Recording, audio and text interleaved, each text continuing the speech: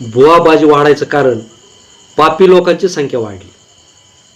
ज्याच्या मनात भीती आहे, बरोबर आहे की नाही, ती भीती कशामुळे आहे? कारण तुमचं मन पवित्र नाही ना. ज्याचं मन शुद्ध आहे त्याला भ्यायचं काहीच कारण नाही. ना त्याला भूत लागतं, ना त्याच्यावरती देवाचा कोप होतो. बरोबर आहे की नाही? म्हणजे तुमचं आचरण जर चांगलं असेल तर तुम्हाला कितीही संकट येऊ द्या, तुमच्यावरती दुःख कितीही येऊ द्या, तो माणूस खचून जात नाही. मग हे नैराश्यामध्ये गेलेली लोक, खचलेली माणसं आधार शोधण्यासाठी काय करतात माहिती का, की अशा बुवाबावाच्या दारात आणि दरबारात जातात. आणि तिसरं आणखीन एक कारण आहे की ज्यावेळेस माणूस व्याधीग्रस्त असतो, कारण दुःखाची माया वेडी असते, की त्रासलेला असतो, एखाद्या आजारपणानं खंगलेला असतो, मग त्यावेळेस त्याची बुद्धी चलत नाही. मग त्यावेळेस त्या दुःखाचं औषध शोधण्यासाठी तो बुवाबाबाच्या नादी लागतो. ही दोनच कारण आहेत. आणि त्यातली त्यात अलीकडं जर पाहिलं ना, तर आपण आपल्या स्वतःला सुशिक्षित झालो, प्रगत झालो, बरोबर, आणि खूप मोठ्या आपण गप्पा मारतो, परंतु पुस्तकं वाचून माणसं अज्ञानी झालीत, अडाणी झालीत असं म्हणायला हरकत नाही. कारण वाचल्यानंतर तुमच्यामध्ये सुधारणा व्हायला पाहिजे. मग वाचनातून किंवा ज्ञानातून जर तुमची बुद्धिमत्ता सुधारत नसेल तर याचा अर्थ एकच आहे, एक तर तुमच्या डोक्यात बुद्धीच नाही, आणि दुसरी गोष्ट बुद्धी आहे पण ती काही कामाची नाही, म्हणून तुमच्या ज्ञानाचा आणि शिक्षणाचा तिथं उपयोग नाही. म्हणून फक्त चेहरे आपल्याला दिसत आहेत, चांगले कपडे घातलेली माणसं दिसत आहेत, पण त्यांच्यामध्ये माणूस पण आलेली चांगली माणसं नाहीत, म्हणून ते वाईट मार्गाला जात आहेत. आणि म्हणून ह्या बुवाबाबांचं पीक आपल्याकडे जास्त आले. आणि त्यातली त्यात आणखीन एक कारण आहे की सगळ्यात शिक्षणापासून वंचित राहिलेल्या आहेत त्या स्त्रिया. म्हणजे काय असतं माहिती आहे, तुम्हाला सांगतो की तुमच्या घरामध्ये जर 10 पिढ्यापासून शिक्षण असेल तर तुमचा मुलगा हा अतिशय हुशार निघतो. कारण त्याला पिढीजात संस्कार मिळतात, त्याला अभ्यास करायचं, शिक्षण कसं घ्यायचं याचे संस्कार मिळतात. संस्कार हा फार महत्त्वाचा असतो. आणि जर समजा आपल्याकडं आपले वडील शिकलेले नाहीत, आपले आजोबा शिकलेले नाहीत, आणि तुम्ही आता समजा ग्रॅज्युएशन झाले किंवा 10वी 12वीपर्यंत शिकले, तर तुम्हाला तो शिक्षणाचा वारसा मिळालेला नाही, म्हणून तुमची जेनेटिकली जी बुद्धिमत्ता आहे ती तेवढी प्रगत नसते. कारण तुमच्यामध्ये शिक्षणानं जसं आपल्याला काय म्हणतो आपण DNA मध्ये बदल होण्यासाठी किंवा पुढच्या पिढ्यामध्ये ते जनुकीय बदल होण्यासाठी ह्या सगळ्या संस्काराचा भाग असतो. म्हणून आपण आज जरी किती जरी सुशिक्षित समजत असलो तरी आपल्या घरामध्ये कितव्या पिढीत शिकलेले आपण दुसऱ्या किंवा तिसऱ्या पिढीतलेत आज. परंतु महिलांच्या बाबतीत बघितलं ना तर महिलांची ही पहिली किंवा दुसरी पिढी आहे. म्हणजे बौद्धिकदृष्ट्या महिला ह्या अजूनही माग असेल. त्याच्यामुळं आजच्या बुवाबाबांच्या शिकार ह्या महिला जास्त होतात. किंवा एखादा धर्म, एखादी कथा, पूजापाठ हे सगळ्यात जास्त अगोदर कोणाच्या मस्तिष्कामध्ये घर करतं किंवा बळी पडतात त्या महिला पडतात. त्यातल्या अपवाद म्हणून मी सगळ्यांना नावं ठेवत नाही, 4-2% महिला चांगल्या असतात, परंतु सगळ्या प्रगत असतात का? नाही. सगळ्या शिक्षित असल्या तरी ते आधुनिक असतात का? नाही. त्यांच्यामध्ये आता प्रगती व्हायला सुरुवात झाली. म्हणून आपल्याला जे काही समजा दबावाचं राज्य चालवायचं आहे किंवा जे काही धार्मिक विकृतीचं राज्य चालवायचं आहे तर त्यासाठी महिला लवकर बळी पडतात. तुम्ही आजही जर बघितलं ना तर TV चॅनलवरती बुवाबाबाचे चॅनल बघणाऱ्या संख्या कोण आहे? महिलाच आहे. मग मला सांगा की तुम्हाला बुवाबाबाला जर आळा घालायचा असला तर अगोदर सोशल मीडिया आणि चॅनल्सवरच्या बाबाला बंधन घाला ना. रोज सकाळी उठून त्या महिलांना ते सांगतात आज अमुक कपडा घाला, आज तमुक साडी घाला, आज अमुक प्रकारची पूजा करा. हे बुवाबाजीचं कारण आहे ढोंग आणि अंधश्रद्धाच आहे ना. म्हणजे एकीकडं अंधश्रद्धा वाढवायला खतपाणी घालायचं आणि दुसरीकडं पण त्यांना हे मार्केटमध्ये नवीन बाबा दिसतात ना उघडकीस आलेले, त्याच्यावर काही बोध घेत नाहीत का ते? प्रश्न काय आहे की तुम्हाला एक गोष्ट सांगतो हं. की सनातन हा शब्द तुम्ही ऐकला असेल. हं. हिंदू धर्म तर आपल्याला सगळ्याला माहितीच आहे. हं. हां, तर सनातन धर्माचं काही पुस्तक आहे. त्या पुस्तकामध्ये त्यांनी सरळ सरळ लिहिलेलं आहे की आपल्याला धर्म म्हणजे धर्माचं राज्य नाही आणायचं. हं. धर्म हे प्राथमिक आधार आहे, हं. परंतु आपल्याला राज्य कोणाचं आणायचं आहे? साधू आणि संतांचं राज्य आणायचं आहे, हं. असं त्याच्यात लिहिलेलं आहे. मग साधू आता संतांचं राज्य चांगलंच आहे ना. कशात चांगले? आज किती चांगले साधू संत आहे सांगा ना. मी मग त्यांना साधू संत थोडंच म्हणता येते जे. नाही नाही, हा. जे जे तुम्हाला आज दिसत आहेत ते चांगले साधू संत कुठले? हं. थोडक्यात काय माहिती का, की तुम्हाला धार्मिक दृष्ट्या संपून टाकायचे, म्हणजे धर्मसत्ता ही भ्रष्ट करून टाकायची. हं. म्हणजे तुम्ही देवाला सुद्धा मानणार नाही. तुमच्या आधी मान्यता कोणाकडून घेतली पाहिजे? तुम्ही साधू संताकडे, हं. बरोबर का? पण तो साधू संत कसा असावा हे नाही ना. हं. म्हणजे आज जर तुम्ही बघितलं सगळे जे प्रकरण समोर आले त्या वाईट प्रकरणामधले सगळे साधू संत चांगले होते का? चांगला साधू नाही. भेटणंच मुश्किल आहे. नाही, नाहीतच. नाहीतच. हा. कलियुग आहे. त्यांच्याच प्रथेप्रमाणे किंवा त्यांच्याच संकल्पनेप्रमाणे सत्य कलियुगात टिकणार आहे का? नाही. मग सगळं असत्यच आहे. मग सगळं असत्य जर आहे, हे तुमचा धर्म सांगतोय, कलियुगामध्ये सगळं असत्य असेल, सत्य टिकणार नाही, तर बुवा बाबा सत्य कसे टिकणार? बुवा बाबा जर सत्य आहे तर मग तुमचं भविष्यवाणी किंवा तुम्ही जे म्हणता कलियुग आहे ती साफ झूट आहे. आलं का लक्षात? फक्त शोषण सुरू म्हणतं धर्माच्या नावाखाली. धर्मसत्ता, राज्यसत्ता, शिक्षण सत्ता अशा ज्या पंचसत्ता आहेत, ह्या पंचसत्तावरती केवळ आणि केवळ राजकीय प्राबल्य निर्माण करणं आणि फक्त साधू आणि संतांचा वापर करायचा, धर्मांचा वापर करायचा, हे बरं, याच्यातून यांना नेमकं साध्य काय करायचे? कोणाला? धर्मसत्ता असेल, राजसत्ता असेल, अशी समाज व्यवस्था बिघडून लोकांचं शोषण करून त्यांचं अंतिम ध्येय काय त्यांचं? जोपर्यंत लोक प्रगत असतात तोपर्यंत ते सत्तेला आव्हान देतात कुठल्या पण, आणि ती सत्ता उलटून टाकतात. बरोबर आहे की नाही? परंतु जर लोक अज्ञानी झाले, ते अंधश्रद्धाळू झाले, ते त्यांच्या बुद्धीचा वापर करण्यासाठी असक्षम झाले किंवा असहाय्य झाले, तर त्यांच्यावरती राज्य करणं सोपं जातं. बरोबर आहे की नाही? आणि मग त्यावेळेस सत्ता कोणीही उलटून टाकू शकत नाही. ही सत्ता त्यांना आणायची, तुमच्यावरती राज्य करणं, हेच त्यांना अभिप्रेत आहे ना. जशी हजारो वर्ष तुमच्यावरती सत्ता होती तीच तुमच्यावरती लादायची. त्यावेळेस अज्ञानातून होतं. आता जातीला आता अस्तित्वच नाही राहिलं. डीएनए आपल्यामुळे झाल्यामुळं, कुठल्या डीएनए टेस्ट झाल्यामुळं जातीला सध्या अस्तित्वच राहिलं नाही ना. कोणाला?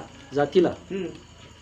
आता तुम्ही म्हणता जातीला अस्तित्व नाही, आणि आता सध्या उत्तर भारतामध्ये सगळं जातीय युद्ध चालू आहे. हा ना, वैज्ञानिक दृष्ट्या आधार नाही ना जातीला काहीच. वैज्ञानिक दृष्ट्या तुम्हाला वैज्ञानिक खूच द्यायचं नाही ना.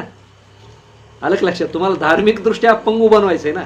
वैज्ञानिक दृष्ट्या तुम्हाला प्रगत झाले तर तुम्ही सत्ता उलटून टाकता. हा, पण ही सिस्टम चालवणारे त्यांना ह्या गोष्टी माहिती आहेत ना सगळ्या. त्यांना सगळं माहिती आहे, पण अडाणी लोकांना, सर्वसामान्य माणसाला कुठं काय माहिती आहे? सर्वसामान्य माणसावरती सत्ता मिळवायची, ज्यांना सत्ता मिळवायची त्यांना सगळं माहिती आहे, सगळं झूट आहे हे त्यांना माहिती आहे. पण सर्वसामान्य माणसाला कुठं माहिती आहे की हे सगळं आपण एक भोंग किंवा फोंग कार्यक्रम करतोय आणि त्याचे आपण गुलाम होतोय.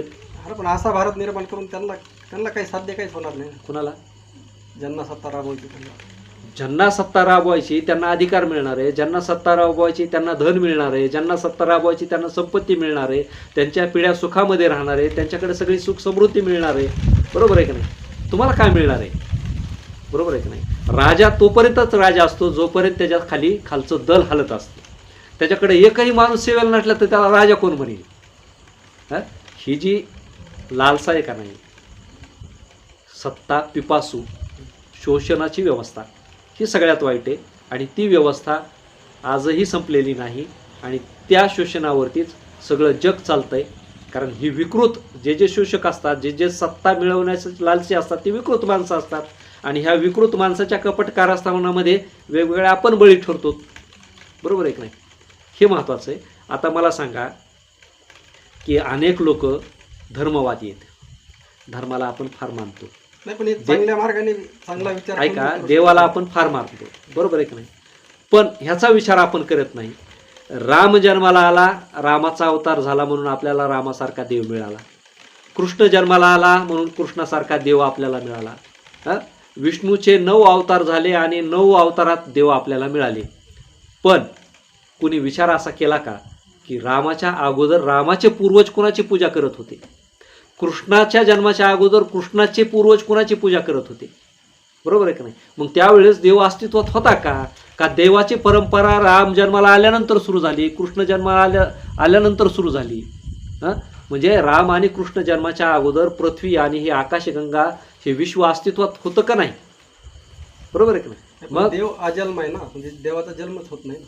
आणि मग हे कशाला जन्माला आले? मग हे अवतार आहेत हे. कोणाचे? मग आता छत्रपती शिवाजी महाराज हे पण जन्माला आले, त्यांना बी अवतार करायला लागले. बरोबर की नाही? म्हणजे ही अवतार परंपरा म्हणजे काय की ज्या त्या काळामध्ये जे सर्वश्रेष्ठ होऊन गेले त्यांना त्या अवताराच्या माळेमध्ये गुंफून टाकायचं, म्हणजे तुमची बुद्धी चालत नाही. कारण तुम्ही एवढं मानून चालता की ते अवतारी होते, ते देव होते म्हणून ते करू शकले, आपण करू शकत नाही. म्हणजे तुमचा आत्मविश्वास तिथं खोडून टाकायचा, म्हणजे ही अवतार परंपरा आहे. काय म्हणजे हेच तर त्याच्यामधलं कपट आहे ना. धर्म आणि धर्मसत्तेमध्ये लोकांच्या बुद्धिमत्तेचा अंश खोडून टाकायचा हे सूत्र आहे अवतार परंपरा. म्हणून आपण धर्म नीट समजून घेतला पाहिजे. कुठलाही धर्म तुम्हाला सांगत नाही की तुमचं आचरण वाईट असलं पाहिजे. प्रत्येक धर्म सांगतो की तुमचं आचरण चांगलं असलं पाहिजे. परंतु जो धर्म तुम्हाला वाईट आचरणाकडे घेऊन जातो त्याला धर्म मानण्याचा काही उपयोग नाही. मग एकीकडे तुम्ही वाईट साधू संत असलेले, वाईट कृती असणारी माणसं धर्माचे म्हणून स्वीकारता आणि दुसरीकडे पुन्हा धर्माचं तत्त्वज्ञान सांगता. म्हणजे ह्या दोन्ही बाजू जर तुम्ही स्वीकारित असलात तर याचा अर्थ असा आहे की स्वीकारणारा आणि लादणारा हा झूट आहे. बरं, तुम्ही स्वतःच्या धर्मावर बोलता, हिंदू धर्मावर, मुस्लिमावर कधी बोलता का? कुणाच्या? हां, आता प्रश्न काय माहिती का, जगामध्ये कुठलाही धर्म वाईट नाहीच. मग तो हिंदू धर्म असू द्या, इस्लाम असू द्या, ख्रिश्चन असू द्या, कुठलाही जैन असू द्या, शीख असू द्या, कुठलाही धर्म वाईट नाही. कारण त्यांनी समाज व्यवस्था सुस्थापित राहावी, समाजानं गुण्यागोविंदानं नांदावं, त्यांना त्यांच्या बुद्धिमत्तेवरती प्रगती करावी. बरोबर आहे का नाही? आणि त्या समाजाला सर्व सुख मिळावी, त्यांनी सुखासमाधानामध्ये जगावं यासाठीच ते धर्म स्थापन केलेले. बरोबर आहे का नाही? परंतु प्रत्येक धर्मामध्ये लबाड आणि ढोंगी लोकांची एक गँग आहे, एक टोळी आहे की त्यांना काय करायचं माहिती का की त्या धर्माच्या नावाखाली जे अज्ञानी लोक आहेत त्यांच्यावरती सत्ता स्थापित करायची, त्यांच्यावरती वर्चस्ववाद स्थापित करायचा आहे. मग तो देवाच्या नावाने असेल किंवा सत्तेच्या नावाने असेल. कारण तुम्ही वर्चस्ववादी झाले की लोक तुमचे पाय धुतात, पाय पुसतात, तुम्हाला सर्वश्रेष्ठ मानतात. आणि तुम्ही सर्वश्रेष्ठ झाले की तुमच्यामध्ये एक वेगळा अहंकार निर्माण होतो. अशी अहंकार असणारी काही धर्माचे चालक, ज्यांना आयतं बसून सगळ्या खायचंय आणि ज्यांना आयतं बसून संपत्ती या भक्तगणांनी त्या धर्मातल्या लोकांनी त्यांना दिली पाहिजे, अधिकार दिले पाहिजेत, असे प्रत्येक धर्मामध्ये लोक आहेत. आणि ते काय करतात, त्या धर्मात असं विष पेरतात. ते नाही चालू, हिंदू मुस्लिम जो वाद चालू आहे ते सांगतोय तुम्हाला की असं विष पेरतात. ते तुम्हाला हिंसक बनवतात आणि एका धर्माला दुसऱ्या धर्माच्या विरोधात पेटवतात. बरोबर आहे की नाही? हां, आणि मग तुम्ही भांडत राहिले, आपापसात तिरस्कार करत राहिले की हे लोक आरामशीर जगतात. आता तुम्ही म्हणले की हिंदू धर्माविषयीच बोलतात आणि मुस्लिमाविषयी काय बोलत नाहीत. आज जे आघाडीवरचे हिंदू धर्मासाठी काम करणारी माणसे, मग ते संघटनेचे असू किंवा नसू, बरोबर का, परंतु जे स्वतःला हिंदू धर्मीय, कट्टर धर्मीय मानतात, या सगळ्यांचे जावई मुसलमान कसे? सगळ्याचे थोडेच, पण काही थोडे 2-4% का असणार, पण आहेत ना 2-4 जणांचे आहेत का नाही मुसलमान. मग त्यावेळेस त्यांनी धर्म सोडून दिला, त्यावेळेस त्यांनी मानवतावाद स्वीकारला. म्हणजे ज्यावेळेस स्वतःवर वेळ येते त्यावेळेस विशाल मानवतावादी धर्माचे भोगते होता तुम्ही. आणि ज्यावेळेस दुसऱ्याला सांगता का नाही त्यावेळेस त्याच्यावरती बंधनं घालता. त्यानं जातीय व्यवस्था मोडीत काढली नाही पाहिजे, जातीय काय म्हणतात त्याला, आंतरजातीय विवाह केले नाही पाहिजे. त्यानं म्हणजे जातीच्याच बाहेर पडत नाही तो, तर धर्माच्या बाहेर कधी पडणार? म्हणजे ही एक प्रकारची बंधन आहे. धर्म व्यवस्था ही तुम्हाला जो तुम्हाला बंधन, जे तुम्हाला बंधनात ठेवतं ना, ते तुमचा विकास खुंटवतं, ते विकास तुमचं संपवतं. कारण छत्रपती शिवरायच्या अगोदर आपल्याकडे सिंधू बंदी होती, म्हणजे समुद्राच्या पलीकडे जायचंच नाही. तुम्ही समुद्राच्या पलीकडे नाही गेलेच नाही तर तुम्हाला समुद्राच्या पलीकडचं विश्व दिसणारच नाही. आणि तुम्हाला जर पलीकडलं विश्वच नाही दिसलं तर तुम्ही आहे त्या भाकड कथावरती विश्वास ठेवता आणि तुम्ही समजता की एवढंच पृथ्वी आहे, एवढंच जग आहे. बरोबर आहे का? परंतु छत्रपती शिवरायांनी ती समुद्र म्हणजे काय म्हणतात सिंधू बंदी मोडीत काढली, समुद्र ओलांडले. काय वाटोळं झालं त्यांचं? ते प्रगत झाले ना. म्हणजे प्रगतीचे आणि ज्ञानाचे दार, जो धर्म तुम्हाला बंद करतो तो धर्म बंद करीत नाही. त्या धर्मामध्ये जे अडथळे आहेत का असले दगड बसलेले, की जे स्वतःला सिंदूर लावून स्वतःच देवाच्या नंतर या पृथ्वीवरचे भूदेव झालेले आहेत प्रत्येक धर्मातले, ती सर्वात मोठा अडथळा आहे. सुशिक्षित लोकांकडून काय अपेक्षा कराल शेवटी? सुशिक्षित लोकांना बुद्धी दिलेली, बरोबर आहे की नाही? मग आज वेगवेगळ्या स्पर्धेमध्ये तुम्ही स्वतःची बुद्धी वापरता. थोडी धर्माची स्पर्धा करा ना, थोडं धर्मातलं बी तत्त्वज्ञान वाचा आणि त्याचे खरे अर्थ समजून घ्या. जोपर्यंत तुम्ही दुसऱ्यांच्या कथेवरती आणि दुसऱ्यांच्या सांगण्यावरती विश्वास ठेवणार तोपर्यंत तुमच्या त्या कथेची कथाविस्तार हा तिसऱ्याच मार्गाने नेऊन तुमचा भक्तीचा गैरफायदा घेतला जाईल. तुम्ही स्वतः वाचा. ज्या काळात लोकांना वाचता येत नव्हतं त्यावेळेस कथा वाचनाची गरज होती. आज कथा वाचकाची गरज नाहीये. सध्या कर्मकांडाचा स्तोम लय माजून येते त्या सध्या. नाही, काय झालंय कर्मकांड करणारे, कारण बरेच जर तुम्ही जर पाहिलं असेल ना तर तुम्हाला एक साधी गोष्ट सांगतो. आता प्रत्येक शहराच्या चौकात रेल्वे स्टँडवर बस स्टँडवर साडी घालून मेकअप करून काही लोक टाळी वाजवतात आणि पैसे कमवतात. मग त्यावेळेस आपण तो ओरिजिनल आहे का डुप्लिकेट आहे बघतो का? आपण वेशभूषा बघतो आणि 10 रुपये देतो. बरोबर आहे? लोक फसतात आणि इकडं साड्या घालून लोक कमावतात. अगदी तसंच झालेलं आहे. कारण बेकारी वाढलेली, धंदा व्यवसाय काही चालत नाहीत. करायचं म्हटलं तर भांडवल लागते. मग आता अनेक तरुण काय करायला लागले, बुवा बाबा आणि महाराज व्हायला लागले. मग आता अनेकाला वाटतं की कमी कालावधीमध्ये आपल्याकडे प्रचंड पैसा आला पाहिजे, मान सन्मानही मिळाला पाहिजे, म्हणून अशा दुकानदाऱ्या खूप सुरू झालेल्या आहेत. आणि मग ते काय करतात की अशी सोंग घेऊन वेगवेगळ्या गावामध्ये, म्हणजे आता हे फक्त आता आश्रम संस्था मठ हे फक्त आता ठराविक राहिले नाही, गावोगाव 4-2 आता सुरू झाले. अमुक मठ, तमुक संस्थान, तमुक देवस्थान, देव तयार व्हायला लागलेत, बुवा बाबा तयार व्हायला लागलेत. जशी लोकसंख्या वाढती तशी देवाची संख्या वाढती, तशी बुवाची संख्या वाढती, तशी साधू संतांची बी अशा डुप्लिकेट संख्या वाढती. आणि मग ते संस्थान विकसित करण्यासाठी तुमच्या आमच्याकडून देणगी घेतली जाते. लोक भक्तीच्या नावाखाली देतातही आणि मग मोठमोठाल्या मठ स्थापन केली जातात. आणि मठ स्थापन झाले की बुवा बाबाला कशाचीच कमी राहत नाही.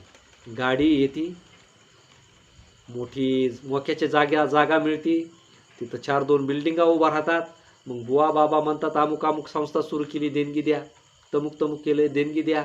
म्हणजे हे व्यावहारिक स्वरूप आलेलं आहे. आणि त्यामधून अनेक जण अधिक गतीनं जायचं असेल तर मग काय करतात माहिती का, जादू टोना, काळी जादू, पुन्हा आणखीन काही लोकांच्या आस्थेचा गैरफायदा घेऊन वेगवेगळे आता वाईट कृत्य करतायत ते की तुम्ही वाचतायत. बरोबर का? अशा गोष्टी सुरू झालेल्या आहेत.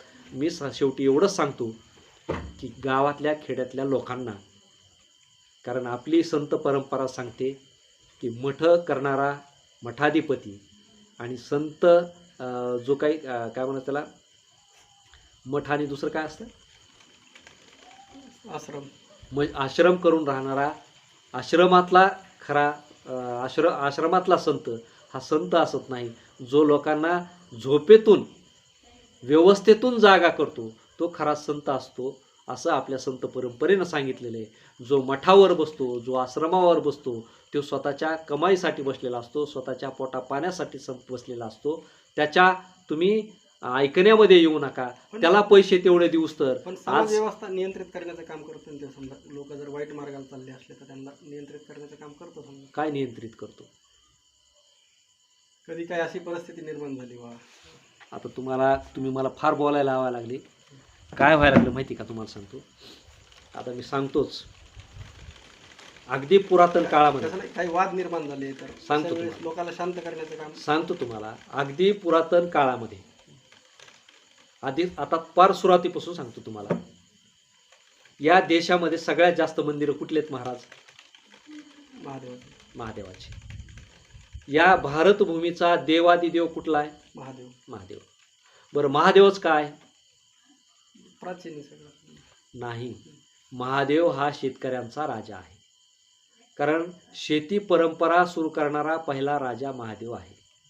बरोबर आहे का नाही? राज्य व्यवस्था आणि लोकांवरती संस्कार करणारा राजा पहिला महादेव आहे. कारण महादेवाच्या अगोदर सगळे भटकेच होते, टोळ्याच होत्या.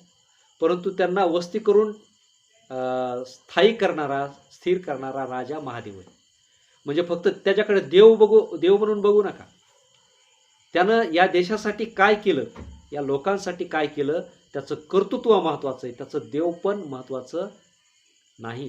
कारण कर्तृत्वाने श्रेष्ठ झाला की आपण त्याला देव मानतो. बरोबर का? परंतु जेव्हा देव होतो तेव्हा त्याचं कर्तृत्व आपण विसरतो. म्हणजे हे आपल्या अज्ञानाचं आणि असमजपणाचं लक्षण आहे. मग आता मला सांगा की महादेव कैलासवासी झाला, स्वर्गवासी झाला, कुठे गेला? धामाला गेला, मान्य. मग त्याच्यानंतर जे काही त्याचे भक्त होते किंवा त्याला मानणारे लोक होते, आता त्या काळात तर मूर्त्या घडविण्याची कला तर एवढी प्रगत नव्हती. बरोबर आहे की नाही? मग त्या लोकांनी, त्या भक्तगणांनी काय केलं की त्याच्या नावाने एक दगड ठेवायला सुरुवात केली. आलं का लक्षात?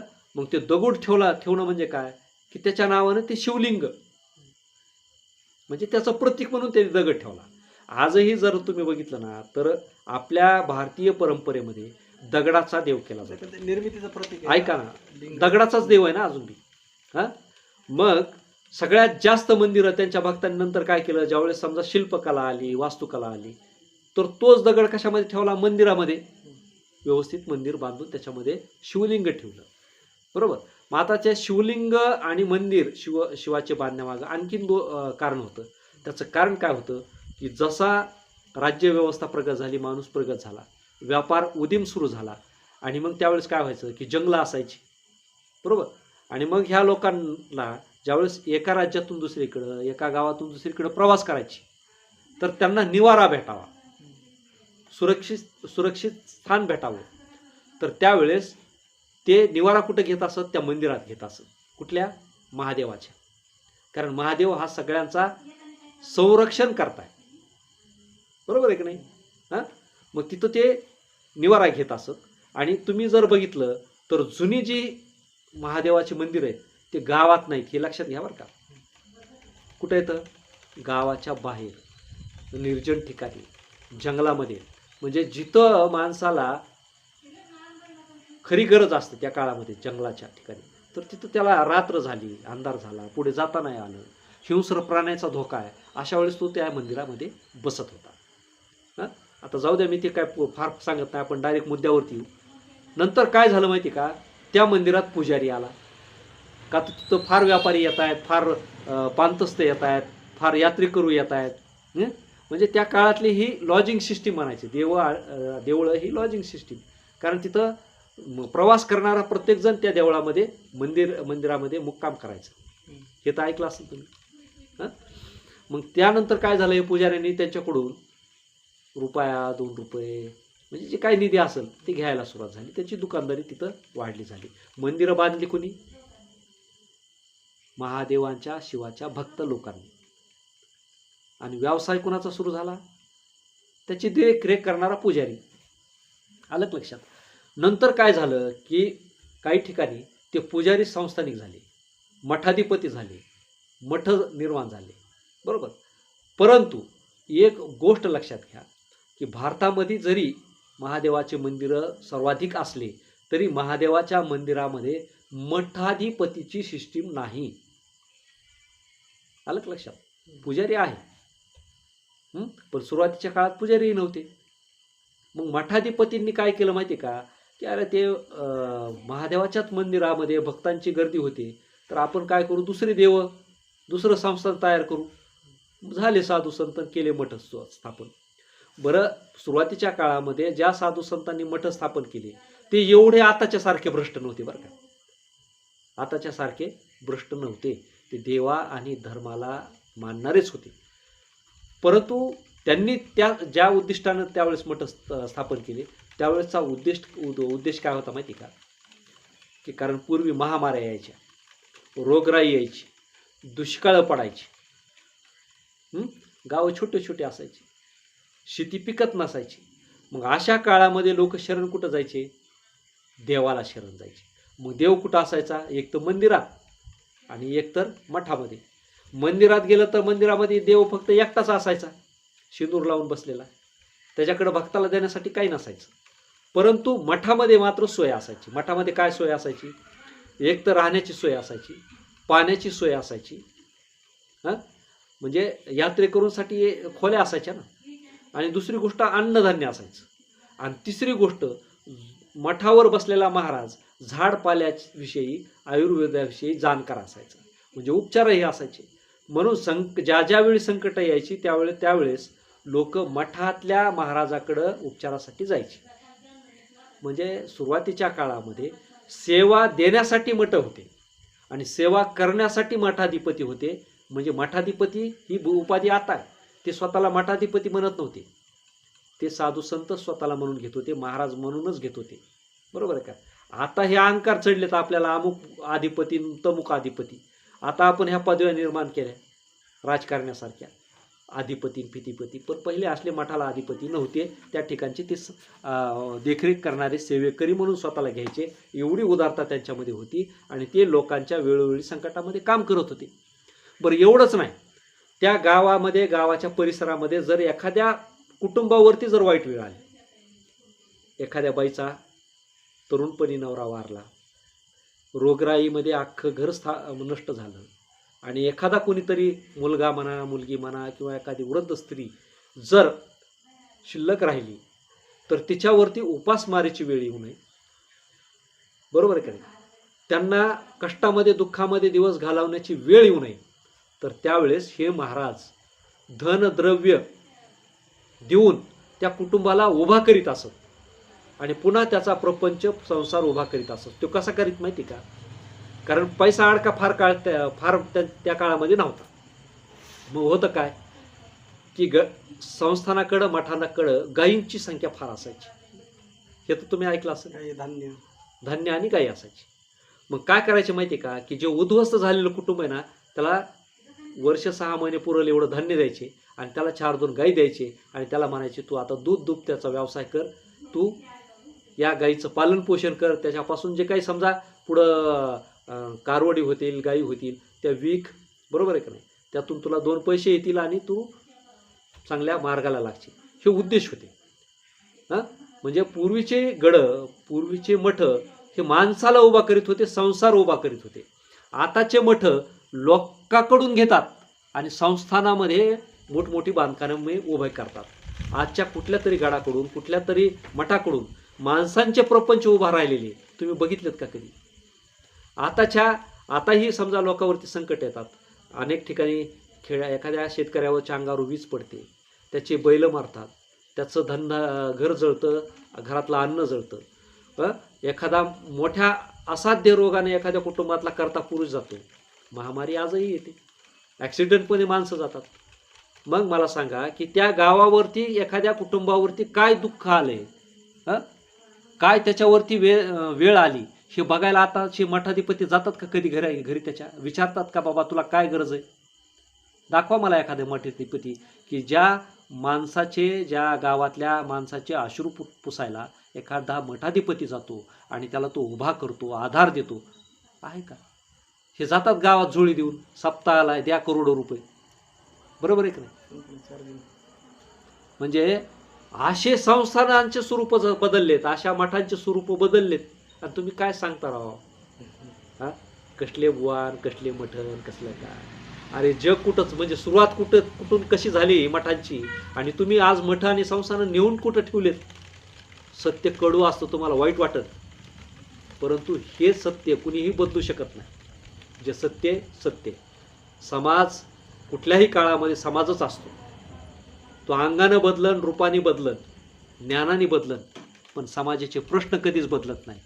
फक्त त्या प्रश्नाचा आणि त्या वेळच्या समाजावरच्या वेळेचा गैरवापर करून घेणारे हे वेळोवेळी भोंदू आणि धर्माचा वापर करणारी माणसं येतात. एवढंच मला सांगायचं. चला, धन्यवाद. ठीक.